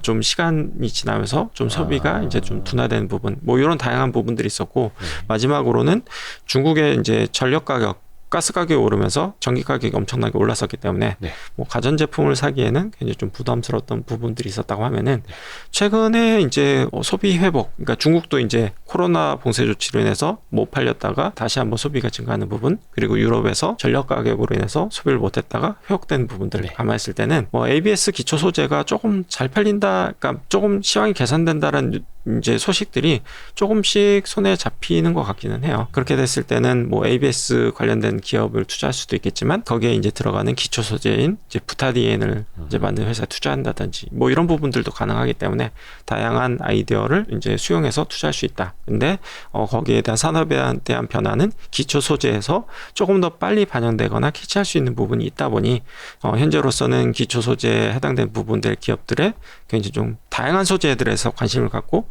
투자해볼 만하다라고 생각을 하고요. 그래서 저희는 다만 이제 어떤 이런 아이템 하나에 투자하는 게 아니라 굉장히 좀 다양한 소재에 투자하고 있어요. 예를 들어서 뭐 부타딘이라든지 아니면 뭐 스판덱스라든지 뭐 이런 쪽에 이제 다양한 아이디어가 좀 존재하고 있고 바닥 징후들 예를 들어서 스프레드 측면에서 될 수도 있고 가동률 측면에서도 될 수가 있겠죠. 이런 부분들이 그러니까 저점 징후들이 보이는 것들이 현재로서 좀 많이 보이는 것 같기는 해요. 화학도 근데 기초 소재 이 부분도 사실 어떻게 보면은 이제 중국의 리오프닝 이 제대로 시작됐을 때부터 연초부터 조금 빠르게 치고 올라왔잖아요. 지금도 그게 좀 이어지고 있는 흐름이라고 보면 되죠. 근데 이제 어떻게 보면 시장하고 좀 약간 반대적인 방향으로 움직이는 경향은 있어요. 시장과 반대로. 예를 들어서 오늘 같은 경우에는 좀 대형주 위주 시장에서 좀 많이 이제 지수 관련된 것들이 좀 오르는 측면이 있는데 저희가 3월 6일 월요일에 찍고 있습니다. 그래서 오늘 같은 경우에는 오히려 뭐 석유화학 관련된 주식들이라든지 리오프닝 관련된 주식이라든지 운임과 뭐 선박과 관련된 회사라든지 이런 주식들은 오히려 더 빠지는 부분들이 있고요. 그게 약간 그 중국 양회 시작을 했는데 경제 성장률 목표치를 높게 제시하지를 않아서 뭐 5% 이상? 뭐 5% 정도 수준을 제시했는데 사실 인라인한 수준이었고 뭔가 서프라이즈하거나 좀 놀라운 부분은 없다 보니 이제 그런 부분들이 먼저 올랐다가 하락한 부분이 있지만 예를 들어서 2월달 같은 경우에 1월 중순 이후부터는 그런 주식들이 오히려 더 먼저 치고 올라갔던 부분들이 있었고 오늘 같은 날은 조금 더 이제 빠지기도 하지만 결국에는 이제 1분기, 2분기 들어서면서 상반기 내내 개선될 수 있느냐에 좀 더 집중을 하고 포커스를 둬야 된다고 생각하는데 그 부분에 있어서는 저는 매우 높은 확률로 개선의 가능성이 높다라고 저는 바라보고 있기 때문에 여전히 기초 소재에 대한 어떤 투자에 대한 판단이나 뷰는 저는 여전히 지금도 충분히 매력적이고 추가적인 상승력이 있다. 다만 뭐 IT 기업도 그렇고 뭐 2차 전지도 그렇고 뭐 바이오가 됐든 어떤 업종이든 관계없이 다 1분기, 2분기 내에는 변동성은 다 클 것 같긴 해요. 왜냐하면 뭐 기대치가 있어서 올랐다가 기대치에 좀 못 미치네. 뭐 이런 부분들이 반복되어 나타날 거기 때문에 단기적으로 뭐 오늘 하루, 뭐 일주일 주가가 안 좋다고 해서 실망하거나 매도하면 안 될 것 같아요. 그래서 올해 상반기는 시장 상황이 조금 더 변동성이 클 수는 있는데 그 부분을 버텨야 되는 시기이지 주가 떨어진다고 해서 이게 아닌가? 라고 팔게 됐을 경우에는 계속해서 꽁무니만 따라간 투자가 될 수밖에 없을 것 같아요. 정확히 내가 생각하는 관점을 딱 명확하게 딱 짚고 이거를 단기적으로는 괴롭다고 하더라도 쭉 1분기, 2분기 들고 갈 수 있는 주식, 그러니까 꾸준히 개선될 수 있는 주식을 갖고 있다고 하면은 저는 계속해서 가져가는 게 맞다라고 생각하고 저는 거기에 해당되는 주식들이 뭐 1월 달에 말씀드렸던 거의 일맥상통하는 주식들 방금 얘기 드렸던 뭐 석유화학 관련된 것들이라든지 아니면 운송과 관련된 것들이라든지 아니면 이제 중국 리오프닝과 관련된 화장품이라든지 카지노, 뭐 호텔, 뭐 면세, 뭐 이런 관련된 것들이 어찌됐든 데이터를 보면은 꾸준히 개선되고 있는 부분들이 그런 부분들을 확실히 증거들을 계속해서 수집할 수 있는 부분이 있는 것 같아요. 그래서 단기적으로 뭐 시장이 좀 기대가 앞서가서 주가가 떨어진다라든지 기대치에 못 미치는 데이터가 나온다든지 그래서 주가가 움직일 수는 있겠지만 결국에는 뭐 시간이 지나야지만이 그 부분이 다 의심의 문턱을 넘으면서 올라갈 수 있는 거지. 지금 모든 게 다 나와 있다고 하면은 주가는 이미 뭐 2배 올라갔을 가능성이 높기 때문에 뭐 그런 부분들은 감안하고 견디고 가야 되는 시기다라고 생각하고 있고 만약에 견딜 수 있다고 하면은 저는 하반기까지도 그런 주식들이 굉장히 좀 편하게 수익을 낼 수 있는 시기가 될 수 있다라고 보고 있기 때문에 저는 굉장히 좀 매력적이라고 보고 있고 그리고 저는 올해 가장 중요한 포인트는 결국에는 중소형주 발굴이 되게 중요하다고 생각해요. 중소형주 발굴이요? 네. 왜냐하면은 상반기 같은 경우에는 대형주들이 먼저 주가가 오를 수도 있겠지만 아까 말씀드렸던 이제 개선의 모멘텀으로 봤을 때는 저는 상반기가 오히려 주식 투자에 있어서는 가장 다이나믹하고 매력적인 시기가 될 수 있다. 물론 변동성은 굉장히 클 거다라고 말씀드릴 수밖에 없겠지만 왜냐하면은 주식이라는 부분이 아까 말씀드렸듯이 확 깨졌다가 이게 개선됐을 때 개선의 초기 턴어라운드 국면 초기에 주가는 가장 빠르게 움직이는 경향성을 좀 보이는 경향이 있거든요. 그렇기 때문에 저는 상반기 때 경기가 안 좋다 엄청나게 뭐 기업들 실력이 좋아진 게 아니라 오히려 나빠진다 뭐 이런 뉴스들이 계속 나오겠지만 그러면서 주가는 계속 추렁이겠지만 주식은 오히려 꽉 들고 가야 되는 시기다. 오히려 가장 매력적인 시기가 될 수 있다라고 판단하고 있고요. 다만 이제 하반기 때 제가 얘기했던 것들이 많이 현실화돼서 어찌됐든 100에서 60이 됐는데 65, 70이 됐네. 그리고 하반기가 됐더니 한 80까지 올라오네 라는 부분을 저는 확인할 수 있는 시기가 될 거라고 생각을 하고요. 다만 이 시기에는 오히려 주식으로서의 매력은 조금 반감될 수 있는 부분이 있다. 이걸 다 팔아야 된다는 의미가 아니라 어떤 개선의 모멘텀이 오히려 주식이라는 부분은 초기에 많이 반영이 되고 오히려 그게 확인이 되는 시기에는 주가의 매력도 주가의 퍼포먼스는 오히려 좀 둔화될 수 있는 여지가 있는데 그런 때는 오히려 개별 주식 내지는 중소형주들 같은 경우에는 오히려 시장이 좀 정체되어 있을 때 오히려 더 치고 나가는 경향성을 보이는 경향이 있기 때문에 오히려 올해 연간이나 혹은 하반기로 봤을 때는 오히려 개별주 내지는 중소형주가 더 활발하게 움직임을 계속 이어갈 가능성이 높기 때문에 저는 오히려 중소형주는 특색이 있는 회사가 있다라고 하면은 계속해서 들고 가는 게 맞다. 지금은 그러면 뭐 한 하반기나 내년쯤 되면 좋아질 거야라고 하면서 지수나 관련주들이 좀 올라오는 것. 그리고 그 이후가 되면 오히려 개별 종목들. 근데 사실 지금도 이제 개별 종목들이 또 난리 뭐 별의 난리들이 많죠. 사실. 근데 이제 상대적으로 봤을 때는 지금 대형주에 비해서 중소형주의 주가 상승 폭이 그렇게 크진 않아요. 아직도. 그래서 이제 개별주 투자하시는 분들을 몇 분 이야기를 들어보면은 올해 이제 1분기 수익률이 사실 별로 안 좋아요. 대부분. 그 얘기는 뭐냐면은 지금 투자해도 크게 손색이 없거나 매력이 있다라고 오히려 반대로 생각할 수 있는 부분이 있고요. 싼 종목들, 괜찮은 종목들이 중소형주들이 많이 남아있다. 그리고 이 부분은 되게 헷갈리는 부분이긴 한데 저는 올해 이제 1분기 때 바닥 근거로 말씀드렸던 부분이 반도체 업황이 1분기가 최악이기 때문에 주가는 바닥을 찍고 1분기 때 오히려 바닥이 형성될 것 같다. 그리고 이미 주가는 바닥을 찍은 것 같다라고 말씀드렸던 부분이 그 부분 제일 컸었는데 근데 지금 뭐 반도체 기업들을 바라봤을 때는 제가 얘기했던 부분에 대한 기대감이 뭐 상당 부분 좀 묻어 있는 것 같기는 해요.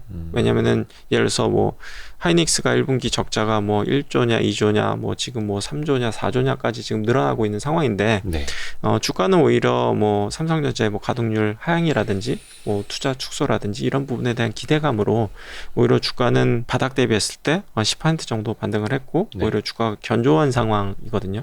그래서 오히려 시장의 기대치가 조금 앞서갔나? 뭐 반대로 최근 들어서는 또 그런 생각도 드는 것 같긴 해요. 그래서 만약에 주식시장에서 다 좋아질 것을 바닥을 찍을 것을 기대해서 주식을 많은 사람들이 실적이 안 좋아질 것으로 생각해서 던진 게 아니라 역발상으로 다 들고 있다. 사람들이 다 들고 있다라고 하면은 오히려 추가적인 상승 여력은 제한적일 수 있나? 뭐 이런 식의 어떤 생각이 들다 보니까 조금 헷갈리는 장세인 것 같긴 하다라는 생각이 들고요. 근데 이제 바닥은 찍었다라는 관점에서는 충분히 아직도 여전히 그 부분에서는 변화는 없지만 이게 조금 오히려 1분기 실적이 나오고 보통 이제 반등을 해야 되는데 왜냐면 지금 최악의 실적이 이미 나왔기 때문에 반응을 하는 게 맞습니다라는 저는 기본적인 생각이었는데 지금의 생각의 변화는 만약에 그 바닥이라는 관점에서 다 바라보고 있고 그리고 생각했던 것보다 턴어라운드 시점이 좀 더 늦춰지거나 안 좋아질 것으로 생각했던 것들이 더 생각보다 더 안 좋다고 하면은 그리고 사람들이 다 주식을 갖고 있다라고 생각했을 때는 생각보다 주가 반등이 안 나올 수도 있지 않을까 정도의 생각은 좀 드는 것 같아요. 약간 또 그런 것도 있죠. 그 반도체 업황의 바닥이 둥근 U자형이라도 좀 되는 줄 알았는데 V자형이면 더 좋고 근데 이게 뭐 L자형으로 가는 건 아니야. 그래서 바닥이 이게 1, 2분기면은 좋을 텐데 3, 4분기에 까지 바닥이 가는 것 아니냐라는 우려 때문에 지금 또 계속 지지부진한 거잖아요. 네, 그래서 이제 삼성전자 반도체 사부가 2분기까지는 무조건 적자고요. 근데 이제 3분기부터 BEP 정도 올라서지 않을까라고 생각을 했는데 그게 3분기가 아니라 뭐 4분기가 된다라든지 회복의 폭이 생각보다 크지 않다라든지 이런 부분들은 계속해서 모니터링은 필요한 부분이 있는 것 같다라는 생각이 들고요. 그리고 최근에 이제 2차 전지만 계속해서 달려가는 부분들이 이해는 되는 것 같기는 해요. 왜냐면 이제 IT 좋아하시는 분들은 또 IT 내에서만 또 종목을 고르시는 부분들이 좀 있거든요. 반도체 아니면 2차 전지 그렇죠. 이렇게. 근데 이제 반도체가 안 좋다 보니 피해갈 수 있는 부분이 이제 2차 전지밖에는 없는 것 같긴 하고 그리고 2차 전지가 아까 얘기했던 시장의 기대치를 넘어서야 된다라는 부분 말씀드렸지만 수주 잔고나 이제 신규 수주 감안했을 때는 계속해서 시장의 기대치를 비트했던 부분들은 확실히 바뀌는 해요. 그렇죠. 2차 전지 뭐 수주 규모 자체가 수주 규모 자체가 너무나 어마어마한 부분들이 있었고 시장의 기대치를 넘어섰기 때문에 이 부분 감안했을 때는 주가가 올랐던 게 틀리지는 않았던 것 같다라는 생각이 들지만 다만 너무 이제 그 양극재 위주로 주가가 오르는 부분들은 이제는 좀 한계에 다다르지 않을까라는 생각은 좀 들긴 하는데 무섭죠. 네, 근데 이제 시장에서 계속 달려가다 보니 뭐 예를 들어서 이게 뭐 느낌상으로 뭐 한계에 다다르지 않을까라고 생각이 들다 보니 숏을 쳐야 됩니다. 이런 관점이 아니라 주가가 지금 계속해서 오르는 이유 중에 하나도 숏을 많이 쳤었는데 이제 숏 커버링이 좀 나오면서 주가를 좀 더 좀 급하게 끌어올리는 부분들은 좀 존재하는 것 같고요. 아이고. 근데 다만 이제 2차 전지 내에서도 좀 주가가 좀 덜 올랐거나 추가적인 뭐 테슬라 수주라든지 이런 뉴스들이 나오시는 주식들은 여전히 좀 잘 찾아보면 매력도가 높은 게 있지 않을까라는 생각이 들어서 그런 주식들은 저희도 2차 전지 관련된 것들은 한 3종목 정도 보유는 하고 있어요. 그러세요? 야, 근데 오늘 저희가 이제 3월 6일에 찍고 있는데 에코프로 BM이 그 큰 덩치가 19% 더 올라서 시가총액이 지금 아마 21조 원? 네, 어마어마하죠. 삼성물산보다도 이제 시가총액이 커진. 이렇게 비교를 하면 딱 와닿으실 겁니다. 시가총액이 21조 2,200억이 됐습니다. 와, 어마어마하네요. 진짜 대단하네. 이게 갑자기 배가 아프다. 그래서 이제 오늘 같은 날은 그냥 초연해져야 되는 것 같아요. 초연. 그런 주식들을 보면서 지금이라도 따라붙어야 되나? 혹은 내가 왜 이런 종목을 안 갖고 있지? 뭐 이렇게 자책할 필요는 없고요. 나한테 기회가 오거나 나한테 맞는 장이 또 와요. 시간이 지나면은 또 그런 부분들이 있을 때는 또 갖고 있지 않아서 괴로운 종목들이 있지만 시간이 또 지나면 갖고 있어서 또 괴로운 종목이 될 수도 있는 부분이 있거든요. 그러니까 저도 얼마 전에 야식 잡설로 영상을 올린 적이 있거든요. 나만 주식이다 장세 있잖아요. 옛날에 차화정 7공주, 뭐 바이오, 뭐 삼성전자 장세. 그러니까 2022년 하반기 말부터 2023년 초반 현재까지는 일단은 양극재. 양극재 때문에 이제 투자자들이 양극단으로 양극화되고 있습니다. 근데 이제 과거에도 보면은 바이오 주식들만 올라서 바이오 주식을 갖고 있지 않으면 굉장한 소외감을 느낄 수 있는 시기도 있었지만 지금은 사실 이제 바이오로 이제 크게 재미가 느낄 수 없는 그런 시장 상태라고 봤을 때는 양극재도 이제 예를 들어서 니켈 가격 빠지고 하는 걸 보면은 한계는 분명히 있을 것 같긴 하거든요. 그리고 여기서 더 서프라이즈한 수주를 낼 수 있을까? 뭐 이런 부분을 감안했을 때는 만만치는 않아 보인다. 그렇죠. 원래 이제 주가라는 녀석이 많이 올라가 있을수록 눈높이 자체가 또 이제 높아지는 거니까. 근데 앞으로 지레 이제 짐작하는 게 1조 원 정도의 수주 공시가 나오면 이제 이럴 것 같아요. 예전에 너무 한 반년 전만, 1년 전만 하더라도 1조 원이면 엄청난 규모로 받아들였는데 일단은 시장의 눈높이 어디까지가 있는지 모르겠습니다. 일단은 갖고 계시는 분들 많이 이제 축하드리고요. 요즘에 그 양극재 몇 가지 갖고 계시는 분들이 이제 다른 이제 투자자들을 이제 놀리고 다니고. 아까 리오프닝 관련주도 이야기를 좀 하셨는데 해운항공 카지노 화장품. 네. 근데 요게 약간 좀 헷갈릴 수 있는 지점이 네. 화장품 같은 경우도 네. 뭐 전에도 한번 질문 드렸던 걸로 기억을 합니다만 네. 이게 간다고 해서 다 똑같이 움직이는 게 이제는 아니잖아요. 그렇죠. 그래서 저는 브랜드 있는 회사보다는 그러니까 두 가지 카테고리가 중요하다라고 생각해요. 올해는 이제 회복의 핵심은 중국이기 때문에 중국에서 비즈니스 경쟁력을 갖고 있는 회사인가 첫 번째 제일 중요할 것 같고요. 또 한 가지는 조금 더 기초 화장품보다는 이제 색조 화장품이라든지 좀 더 이제 경기에 민감하게 움직이시는 애들이 좀 더 매력도가 높지 않을까 정도 생각이 되는 것 같아요. 그래서 요 두 가지에 해당되는 카테고리에 있는 회사들 중심으로 저희도 갖고 있다 이렇게 봐주시면 될 것 같아요. 그것도 조금 더 이렇게 나눠가지고. 네. 그리고 이제 최근에 이제 항공 같은 경우에도 저희는 이제 저가 항공에 되게 관심을 많이 갖고 있는데요. 여행을 가보시면 느낄 것 같아요. 표값이 어마어마하게 비싸구나. 항공권이 많이 올랐다. 네, 많이 올랐고 뭐 해외여행을 못 가다 보니 이제 제주도 위주로 운항을 하고 있었는데 네. 제주도의 운항을 줄이고 이제 국제선을 많이 늘리기 시작을 했거든요. 네. 근데 이제 단가가 거의 한 2배 정도 차이가 나기 때문에 해외선이 늘어나면 늘어날수록 영업 레버리지 효과는 굉장히 좀 크게 나타난다라고 보면 될 것 같고요. 다만 이제 저가 항공사들이 1분기 실적은 저는 어마무시하게 수익이 날 거라고 생각을 해요. 영업이익 기준으로 봤을 때. 왜냐면 이제 티켓 가격이 엄청나게 올랐고 우리가 예측할 수 있는 부분은 티켓 판매량이라든지 티켓 가격이라든지 이런 것들을 곱하면 결국에는 저가 항공사의 매출액이 나올 수 있는 부분이 있잖아요. 네. 근데 그거는 어느 정도 추정이 가능한 영역이라고 봤을 때는 저는 1분기 실적이 어마무시하게 나올 것 같다. 다만 지금 재정 상태가 좋지는 아직 못한 상태이기 때문에 뭐 유상 증자 가능성이라든지 이런 부분들은 분명히 열려 있는 것 같아요. 오히려 그런 것들이 현실화됐을 때는 오히려 바닥을 찍고 반등할 수 있는 부분이 있지 않을까라고 생각되는 부분이 있기 때문에 그 불확실성 해소 측면에서 봤을 때는 오히려 현재 주가에서는 LCC들의 유상 증자 가능성도 어느 정도 다 염두에 두고 있는 열어둬야 되는데 그게 나왔을 때 주가가 많이 빠질까를 보면은 단기적으로는 조금 빠질 수는 있어도 오히려 불확실성 해소로 좀 시장이 반응하게 될 가능성이 있지 않을까 싶어서 저는 뭐 그렇게 부정적으로 보고 있지는 않습니다. 그렇구나. 저는 또 그거 여쭤보려고 했었어요. 그러니까 항공주 중에서도 LCC랑 대형 항공사들, 뭐 대형 항공사라고 해봐야 이제 대한항공, 아시아나항공인데 거의 뭐 합병 이슈도 있고 여러 가지가 있기는 한데 왜 저 대형 항공사들은 많이 못 올랐을까? 상대적으로. 근데 오히려 코로나 이후에 최근 1, 2년 전을 살펴보면은 실적이 되게 좋았어요. 왜냐면 이제 운송의 차질이 발생했었고 운송비가 올라가면서 그러니까 항공 화물에 대한 수요도 굉장히 좀 많이 증가했었고 그쪽에서 수익성이 엄청나게 좋았어요. 근데 이제 저가 항공사들은 그런 부분이 없다 보니까 그러니까 상대적으로 이제 대형 항공사들이 실적이 평균과는 달리 사람들이 해외를 못 나갔지만 실적들이 엄청나게 좋았었거든요. 근데 이제 반대로 생각해 봤을 때는 개선의 폭으로 생각했을 때는 이제 오히려 올해는 LCC들의 개선의 폭이 훨씬 더 클 수 있다라고 보는 게 맞을 것 같고요. 그래서 아까 그 책 내용 이야기해 주실 때 말씀하셨던 것처럼 이익 성장도 중요하지만 이익 성장의 폭.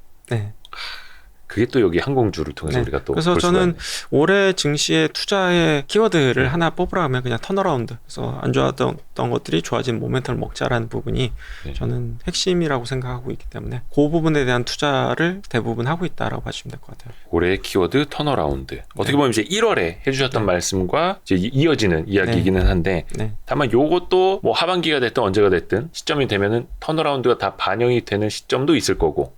그게 이제 어느 정도 주가에 반영됐다고 하면 생각이 드는 경우에는 제가 포트폴리오를 또 한번 바꿀 수는 있겠죠. 다만 상반기까지는 턴어라운드 카테고리가 가장 매력적이지 않을까라고 생각을 하고 있어요.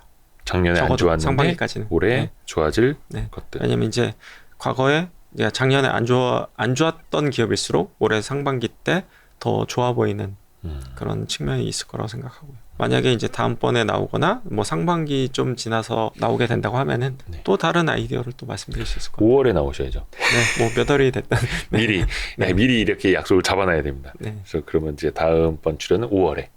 그즈음 되면 얼추 뭐 상반기도 마무리가 될 때. 그때쯤 되면은 제가 투자했던 것들을 다 다시 리뷰하기도 하고 시장에 어떤 변화도 있을 것 같아서 5월이면은 보통 이제 거의 2분기 실적 추정치들이 주가에 막 1분기 실적 확인하고 2분기에 대한 기대감이 주가에 좀 묻어나올 시점이고요. 제가 한 가지 말씀드리고 싶은 부분이 있는데 저희가 나와서 사실 이걸 다 맞출 수는 없어요. 아니, 그럼요. 네, 맞춘다는 보장도 없고 이제 주식 투자라는 부분이 다 맞출 필요도 없어요. 네. 결국에는 맞추고 틀리고가 예를 들어서 50%가 기점이라고 하면은 제가 볼 땐 55%만 맞춰도 되게 충분한 돈을 벌 수 있고 주식시장에서 충분한 그렇죠. 돈을 벌 수 있고 충분히 운용을 잘 할 수 있기 때문에 그런 관점에서 좀 바라보는 게 맞다라고 생각을 하고 있고요. 만약에 60% 70% 그러니까 70% 80% 맞출 수 있다고 하면은 거의 레전드가 될 수 있을 것 같아요. 그런 의미에서 계속 이렇게 맥을 짚어보는 거고요. 오늘도 르네상스 자산운용 이건규 대표님과 함께 있고요. 참 맞다. 요 책 오늘 그 이건규 대표님이 10권을 직접 네. 사인까지 해갖고 무겁게 이렇게 들고 오셨습니다. 그래서 네. 좋은 댓글 남겨주시는 10분을 저희가 임의로 네. 선정을 할 수밖에 없어서 임의로 선정을 해서 저희가 책을 선물을 해드리겠습니다. 너무 감사합니다. 예, 감사합니다. 아유, 고맙습니다, 네. 대표님. 다음에 또 뵙겠습니다. 예, 다음에 또 뵙겠습니다. 고맙습니다. 네, 감사합니다. 고생하셨습니다. 네. 아유, 고생하셨습니다.